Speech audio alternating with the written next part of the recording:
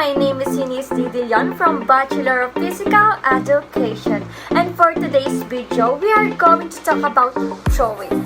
So first, what is throwing?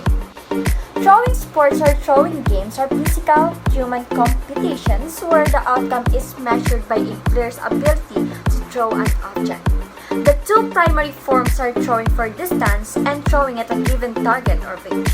We have four standard throwing events. We have shot put, discus, hammer, and javelin. And now let's go over to the discus throw. Here are our objectives. At the end of this video, you are expected to understand the history of discus throw, to know the equipment, scoring, rules and regulation of discus throw, and to apply the basic skills of discus throw. When we say discus throw, also known as disc throw, it is a track and field event in which an athlete throws a heavy disc, called a discus, in an attempt to mark a farther distance than their competitors. When it comes to the history of the discus throw can be traced back into the ancient Greeks, wherein the sport was used to be organized to judge the physical strength of the athletes in the Olympic Games. This game was also popular because it requires high precision and coordination. During the time, it was believed to be one of the easiest sports events. Some eminent historic proof shows that the trace of this game was found during the period of 708 BC. Soon after its addition into 18th Olympic Games, it was also introduced in the pentathlon games that included wrestling, running, javelin throw, and jumping. According to the facts of Versus Digital Library, earlier times the discus used to be made up from stones, bronze, or iron. The discus as a sport was resurrected in Magdeburg, Germany by gymnastic teacher Christian George Kohlrausch and his students in the 1870s. So let's proceed to the equipment of discus throw. Discus throw game is not equipment heavy. You just need a couple of things to play the game. The main equipment in the game is the discus that comes in the various materials such as rubber, wood, and metals and weights. It weighs in the range of 1 kilogram to 2.5 kilogram. And of course, for the beginners, they prefer discus with less weight for practicing the throw. There are typical dimension and weights of the discus used by men and women. In men, the diameter must be 22 cm and with a weight of 2 kilograms, while in women, it must be 18 cm with a weight of 1 kilogram. There is also various discus available in the market for the use by different genders and age groups. Here are the typical types of discus.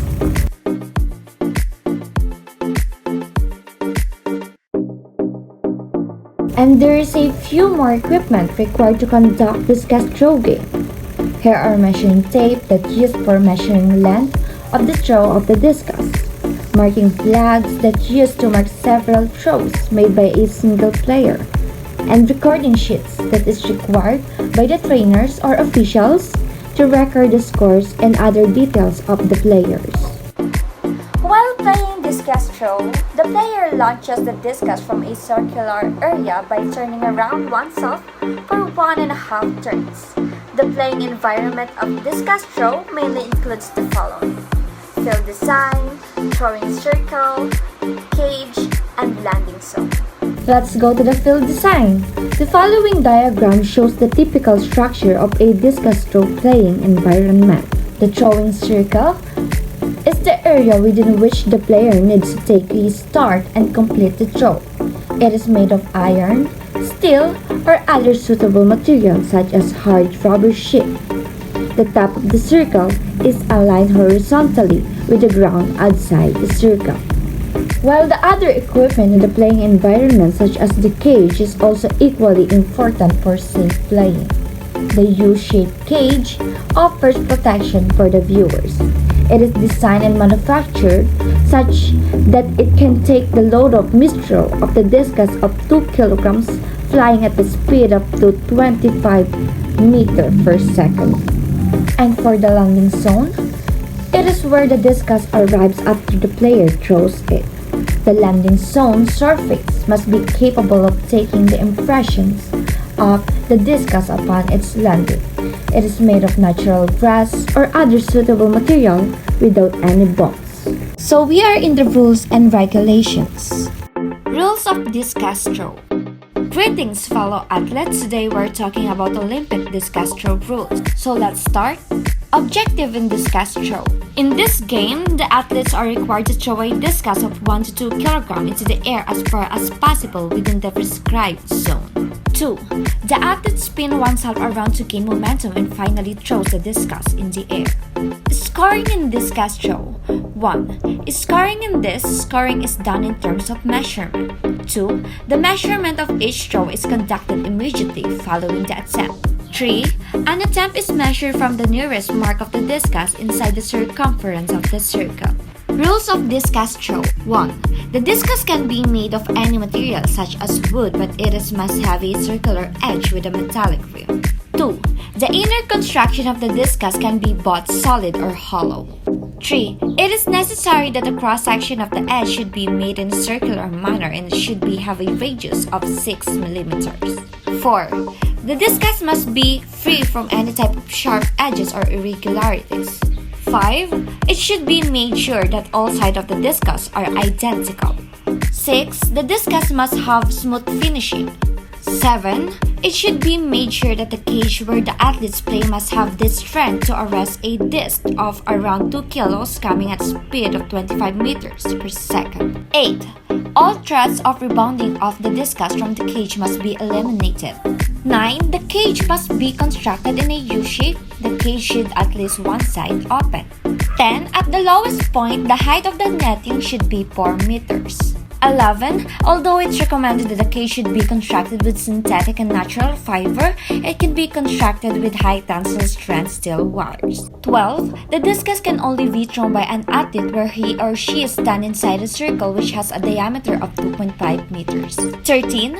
During the course of the throw, the athletes are prohibited from touching the top of the rim. However, they can touch the inner part of the rim. 14. Touching the ground beyond the circle is prohibited for the athlete. 15. If the athlete leaves the circle before the landing of the disc on the ground, then it will be considered a foul throw. 16. In the Olympic matches, each athlete is given 8 chances to showcase their talents. And 17. There is particular boundary of the landing of the disc. If the disc lands outside the zone, then the throw is considered invalid. And for the last segment, let's talk about the basic skills and techniques in playing discus throw. First is grip. Put your non-throwing hand beneath the discus for support. Your throwing hand is on top of the discus with your fingers evenly spread. The top knuckle of your 4 fingers should touch the rim, with your fingertips over the sides. Alternatively, you can place your index and middle fingers together while evenly spacing the remaining fingers. Second is stance. Face away from your target, stand in the back of the ring with your feet wider than shoulder width apart and your knees and waist slightly bent. Third is wind up. Hold the discus high in front of your left shoulder. Swing the discus back toward your right shoulder. This action can be repeated once or twice, if necessary, to establish a rhythm. Starting the throw.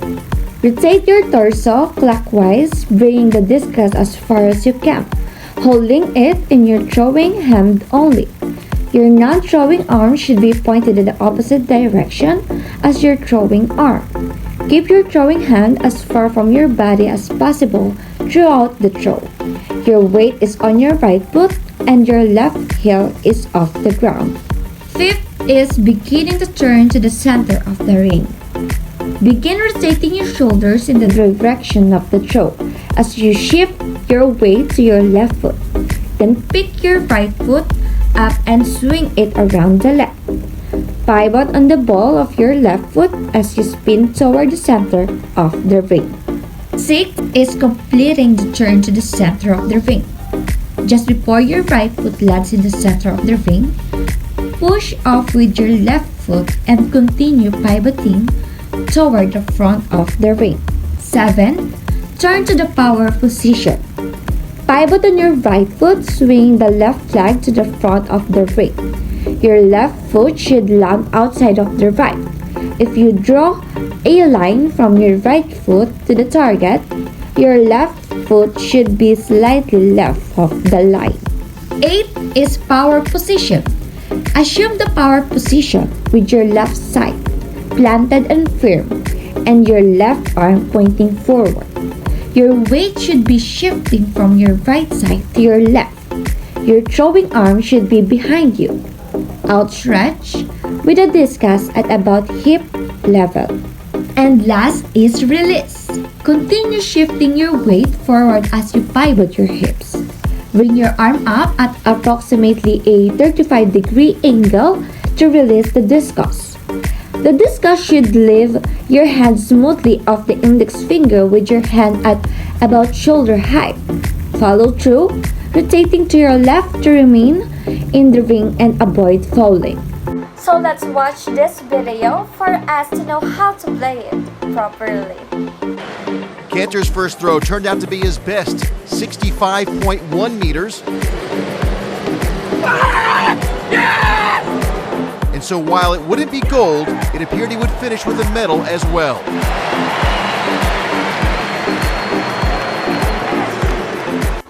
So yeah, this will be the end of this video. I hope you learned something from it today. Thank you for watching. Have a nice day and God bless. Good day everyone, I'm LORRAINE EVANGELISTA and I'm going to discuss javelin throw.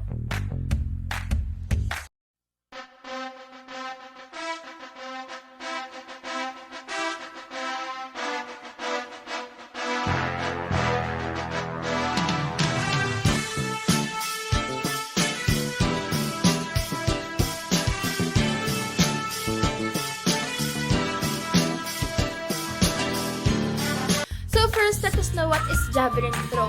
So it is an athletic sport of throwing a spear for distance, included in the ancient Greek Olympics game as one of the 5 events of the pentathlon competition. Throwing the javelin as sports evolved from the everyday use of the spear in hunting and warfare. It was widely practiced in ancient Greece and incorporated into the Olympic Games in 708 BC as part of the pentathlon. The first known competitive use of a javelin occurred in the ancient Greek Olympics. It has been part of the modern Olympic Games program since 1908 for men and 1932 for women. So here's the equipment in playing the javelin. So we have the javelin itself. So generally speaking, the javelin shall consist of 3 parts: the head, the shaft, and the cord grip. Its overall length must be at least 260 cm or 102.4 inches and its weight at least 800 grams or 1.8 pounds. The women's javelin is somewhat shorter and lighter, a minimum of 220 cm or 86.6 inches long and 600 grams or 1.3 pounds in weight. So how does javelin work? So as you can see on your screens right now are the 3 types of grip on how we can hold our javelin. It is said that the letter B kind of grip is the most common. Shown on your screens right now is the javelin throw ground. So it is composed of the runway, which is 5 cm long and 4 meters wide, followed by the baseline, which is any distance up to 30 meters. Here are some basic failures in playing the javelin. So first, throwing it over the shoulder or the upper part of the throwing arm shall not be slings or hurls. A throw without holding the javelin at the grip. Throw with the use of both arms. After stepping onto the runway to make the trial, any part of the body that touches the sidelines or the ground outside. If the head of the javelin does not touch the ground before any other part of the implement, and exceeds the time limit allowed for their trial.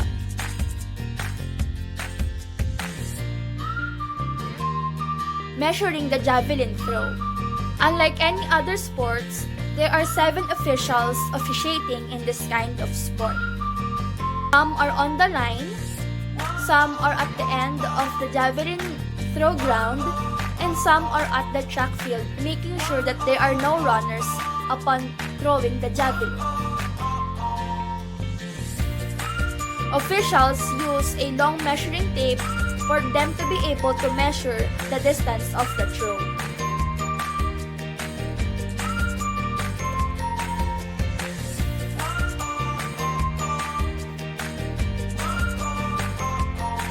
During the acceleration, the athletes run straight ahead with their hips perpendicular to the target area while maintaining the javelin's position. During the final few strikes, one leg crosses over the other. Here are some best 90-meter javelin throws from the IAAF Diamond League. Well, this is Kishore Walcott. And Walcott. Ooh, that's a big throw. Goodness me, Walcott, where on earth has he got that from? That is a huge effort.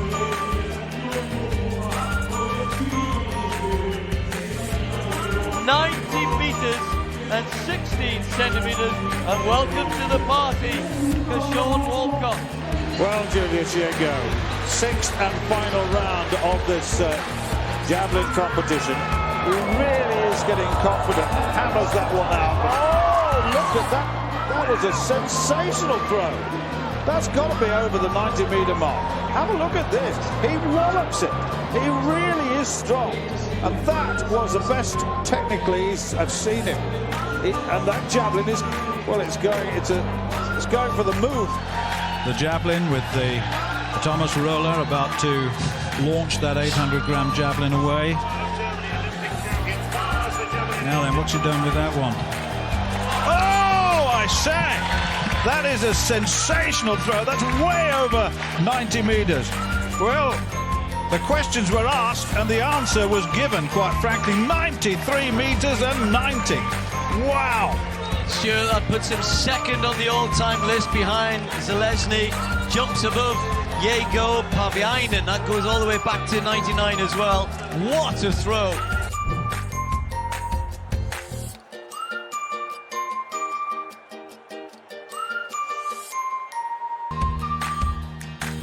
Thank you so much. Again, I am LORRAINE Evangelista from Bachelor of Physical Education, 2nd year.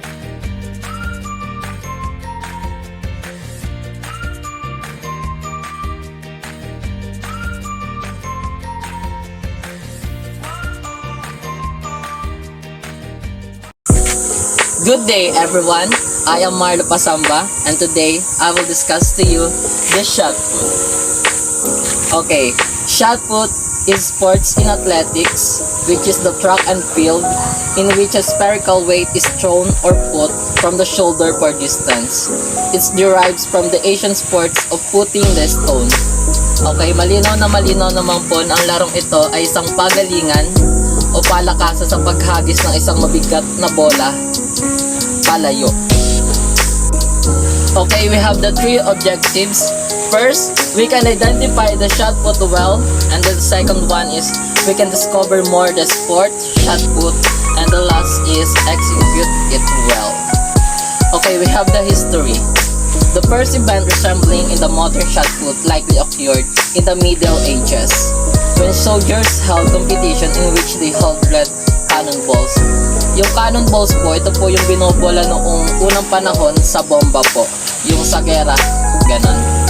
Okay, the shot put competition were first recorded in early 19th century in Scotland and were a part of the British Amateur Championship beginning in 1866. At dito nga po nakilala si King III sa palaro pong ito. So today, I will show you how to execute the shot put. Okay, sa paghawak po ng bola, kailangan po ito lang pong fingers natin ang hahawak at hindi po itong ating palad. And then we're just going to put it in our neck palagi, tsaka yung shoulder. And then first, we're going to slide lang po pa side. And then, itcha.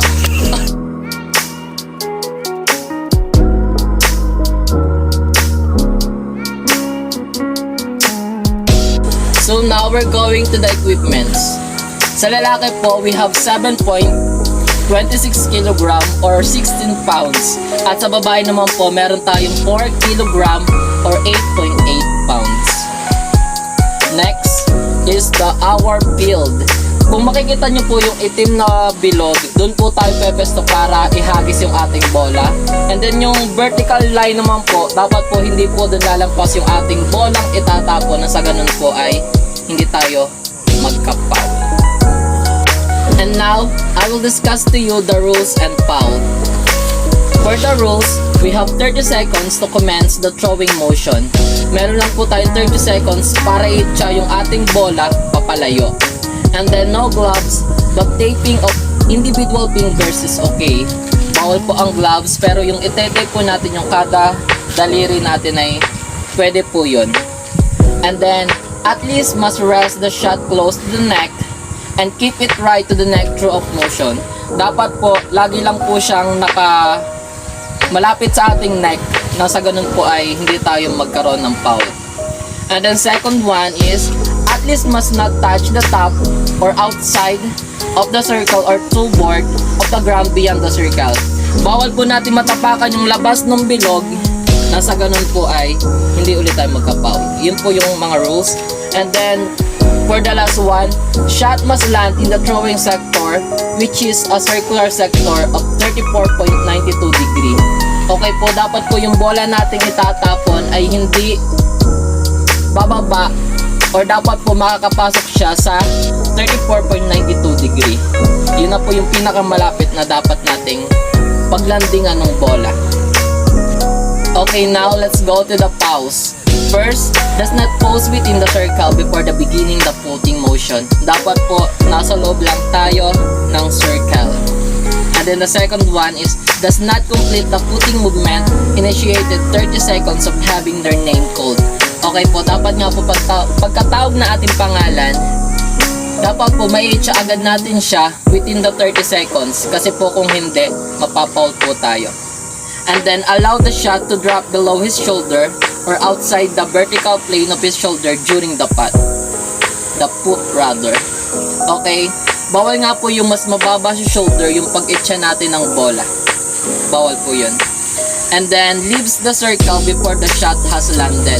Okay po, hanggat hindi pa po nababagsak yung bolang ating initcha, dapat po ay hindi tayo lalabas dun sa circle na ating pinapepestuhan. And the last one, does not leave from the rear half of the circle. Yung sa kalahati po ng half, dapat po ay hindi rin tayo lalampas or gagalaw. So that's all everyone. I hope you learned something from our discussion for today. So thank you very much and goodbye. Hi guys, it's me, ALDIN and CABRERA from Bachelor of Physical Education 2201. For today's video, I will discuss the hammer throw. So how and when did the hammer throwing began? Traces of hammer throwing can be made into 18th century where the Talentian people used to showcase their talents in front of their kids by throwing heavy stones or metallic materials being attached with a rope, and soon the culture was developed and was transformed into a sport that was introduced in modern Olympics Games in 19th century. And many people also believe that the origin of this sport is from the Scottish Independence War, where King Edward I has prohibited the use of weaponry, and as a result of which this type of throwing was practiced by the army men in the late 13th or 14th century till 1995. And the International Association of Athletic Federation, or what we call the IAAF, did not make any rectification to include women's event in this category. But finally, in 20th century Summer Olympics, women made their debut in hammer throw, and a year after that, it was also introduced in World Championship. So after we know how it began, the sport's hammer throw is a sport of balance, strength, projection, and excellent footwork coordination. The athletes need to throw a heavy spherical object to prescribed distance by spinning it in the air with the help of a wire or string attached to it. And there are three parts of equipment of the hammer throw. The first is the grip. The grip is the equipment and the place where you put your hands to hold the hammer and spin it and throw it. The next is the wire, which is the one who connects the metal head and the grip. And the next and last equipment is what we call the metal head. This is the heavy spherical metal object that the one will throw by the player. After we discuss the equipment, let us proceed on how to play the hammer throwing. The first step is what we call the grip. Gripping is done basically in the left hand for a left-hander and the right hand for the right-hander. And to protect the palm for the mechanical injuries, gloves are provided by the sporting organization. Gripping is done in between the second and the third joints of the fingers. On the top of the left hand, right hand is placed and it should be placed inside the handle. It is being done if you are a right-hander. And if you are a left-hander, then your left hand should be inside the handle over the right hand. And the second step is what we call the swinging. At first, you have to stand at the rear point of the circle. Technically speaking, this will be a 12 o'clock position. Your feet should be exactly parallel with the ground and your back should be forward the throwing direction. Throwing direction will be at 6 o'clock with respect to you. To increase the momentum of the throw, use the preliminary swing. In general, an athlete uses 2 swing. However, there is no restriction upon the increase or the decrease of the swinging. The swinging must be started from behind the right side of the body. Take the hammer in the forward direction away from the body. Swing it over the head. Through this act, the low point of the hammer will lie in a 12 o'clock position and keep in 6 o'clock position with respect to your body. And the third one is what we call the entry. Now, after you swing, soon after the swinging, the athlete enters into a turning phase. The position of the hammer comes directly in front of the thrower and the turning of the low point commences. Pushing of the hammer takes place to the left and turn starts. And some other positions of the body that should be taken care of are your shoulder. Your shoulder should be relaxed and movement of the head should be passive. Keep hips and knees flexible and feet should remain with a contact with the circle. The next step is the turn. So these are the series of movements done to increase the speed of hammer. Generally, 34 turns are made, but an athlete can go for more also if he likes. However, One important aspects that should be taken care over here is the balancing of the body. Strong gripping of both the feet over the ground and their gradual movement aids the turning process. So the turn your right foot through your toes and left foot through your heels.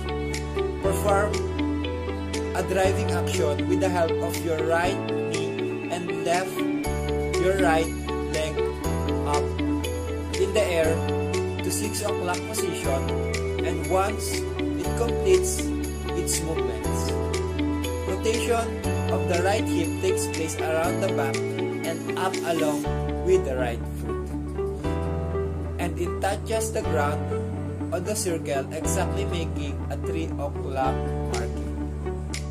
And for the delivery, through repetitive rotation of the ball achieves its acceleration, but the thrower still keeps rotating the ball with his feet in contact with the circle. The point at which the hammer is released is known as the highest point or the high point. It is positioned just opposite to the low point. Opposite to the low point, the hammer is driven upward through the proper extension of hips, ankles, and knees, and then is released. During the process of the left side of the body should be blocked, and at 9 o'clock position, the upward driving of the feet should be made. And after we know and learn how to play hammer throwing, let us go to the rules of hammer throwing. An athlete has to be abide by the following rules while performing in a hammer throw competition. So before the starting of the preliminary swimming, an athlete is allowed to put the head of the hammer either inside or outside the circle. So before the game or the preliminary swinging, the athlete is allowed to put the head either inside or outside the circle. But after that, the head should be inside the circle. And it is not a foul if before the starting of preliminary swinging, the thrower puts his hammer on the ground, but if after preliminary swing, the head of the hammer touches the ground or the hammer is dropped by the athlete, then it will be counted as a foul. While being in the air, if the hammer breaks, then it will not be counted as a foul, provided the athlete has played under correct rules and regulations. And now the rules about the hammer. The head of the hammer should be made up of solid material like iron, and it should be spherical in shape. The diameter should be 110 mm for men and 95 mm for women. Filling is allowed and should be done such as a manner that it will be movable and the center of gravity will not be more than 6 mm, the center of its sphere. While the wire that is going to be used over here will be single and unbroken type of minimum diameter of 3 mm. It should not stretch more while being in the air. The wire can be lobbed to the either ends of the hammer. Construction of the grip can be either single or double loop type, but it should be rigid and should not have any hanging joints on both the sides. The grip should be attached to the wire in such a manner that it cannot be turned within the loop of the wire. Measurement of the hammer should be done from inside of the grip. To ensure the safety of the spectators, the performance should be carried out inside an empty cage. And now you learn the history, the description, the equipment, and the rules of the hammer throwing. Let me show you a video of some of the best throws in hammer throwing.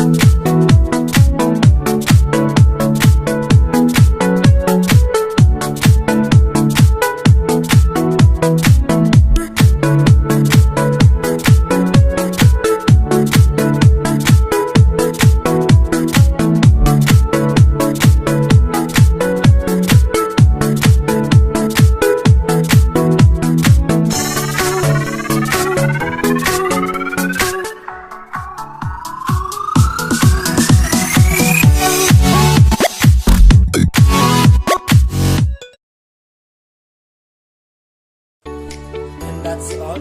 Thank you for watching, and I hope you learned a lot about hammer throwing. Again, I'm Aldin Cabrera from Bachelor of Physical Education